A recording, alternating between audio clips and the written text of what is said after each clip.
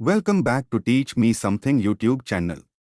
In this video, I will show you to connect 4-digit 2.3-inch common anode display with ESP32 module. Here I used for counter project.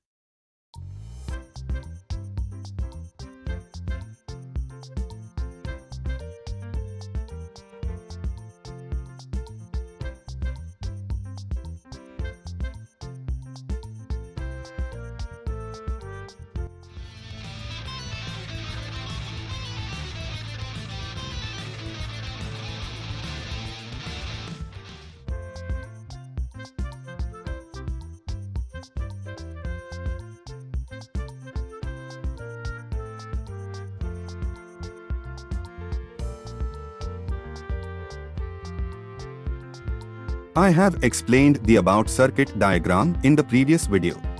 So watch my previous video and also watch my playlists for more projects. These are the 4-digit pins which is connected to ESP32. These pins are connected to display A to H pins.